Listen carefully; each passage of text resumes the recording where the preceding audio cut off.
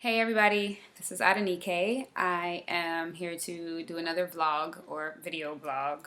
I had a conversation with someone the other day that really I woke up with that same topic still in my mind. So I just kind of wanted to talk about it. Just know the number of people, male and female, who have dealt with some type of sexual assault in their lifetime is really high. Another issue is this idea that they're supposed to get over it. That they're supposed to just move on, that it's your past, it happened to you, you're still alive, you're still here, get over it already.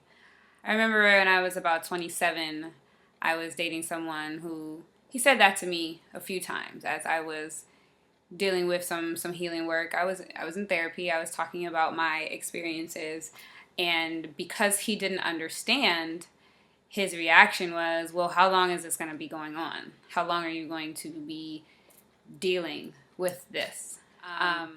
At the time, I wasn't able to verbalize it, mainly because I wasn't very clear within myself about the recovery process. I wasn't clear and I wasn't really strong in my ability to verbalize what I was thinking, feeling, experiencing. Actually, during that time, I was in the middle of a lot of just learning myself, learning how to be a survivor, learning how to be strong, but also to be compassionate for myself and even with others who don't really know what it's like to experience any of these things. And a lot of them are men. I feel that guys, unfortunately, you guys are trained to just move through, get over it, power through. You don't deal with your feelings. That's a whole nother vlog. If I start talking about that, I want to stay focused. A woman who may finally become vulnerable enough and safe enough to share with you some experiences that she has experienced. And I want to just touch on the reality that telling someone, even subtly or even in passing, you may not even be meaning it with the intention of like disrespect or anything, but you are. You're being very devaluing when you tell someone, oh, you experienced that? Well, get over it. Or in the case of a conversation that I had a couple days ago, someone was referring to my past and said, I can't tell people how to deal with their past. I can't tell people to get over it. But, the past is the past. You got to just get over it. I feel like this is like a Lion King episode. Hakuna Matata. There's no worries. But we're not living in the Lion King.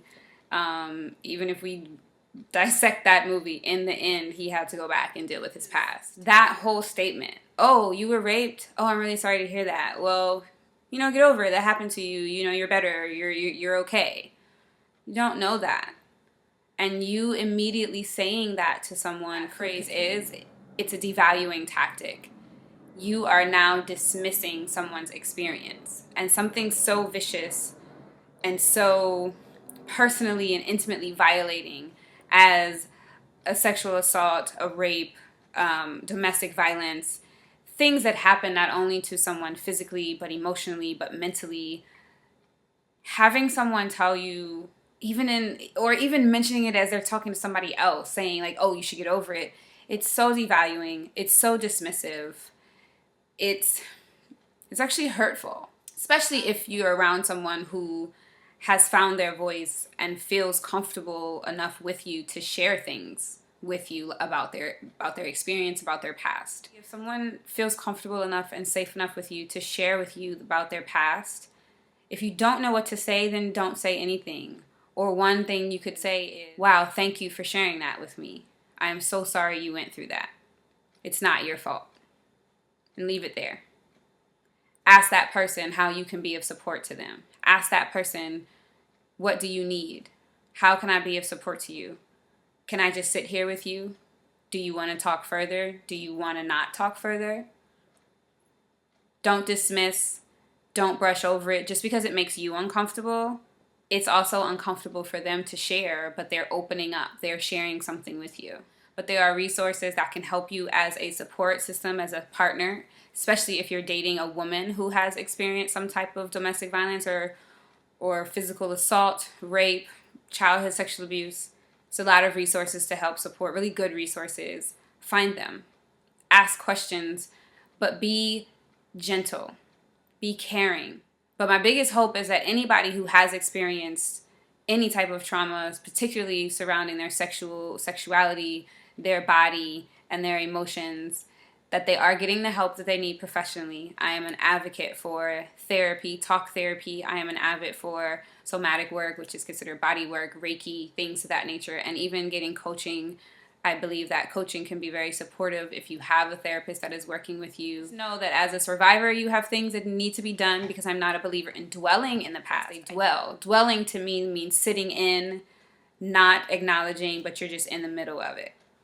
If you're sitting in the middle of something and it's just like a cesspool around you, and then those experiences come out in other areas of your life, you're not dealing. You're not acknowledging. You're not working through. I want to get through it.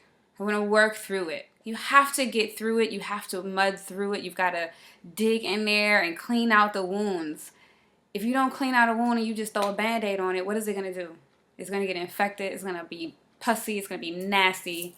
You can't ignore that forever. Because eventually you either going to have to get the leg chopped off, or wherever the wound is, it needs to be dealt with. It needs to be dug into. You need to go through it. It's the same thing with your past. You still have to deal with it. You still have to dig through it. But I'm just really, really, really tired of hearing that phrase, get over it. It's dismissive. And I would like to encourage anyone listening to this who has heard that statement, who has said that statement, to really just rethink about it. I think we're running in a little wheel where we just say things. Oh man, you're good. Well, get over it, or it's cool.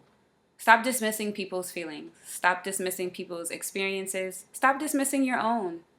Sometimes we tell that to ourselves. I need to be getting over this. I need to get over this. This is so stupid that I still think about this. Be gentle with yourself. Be gentle with others. And just remember, how can I be of support? What can I do?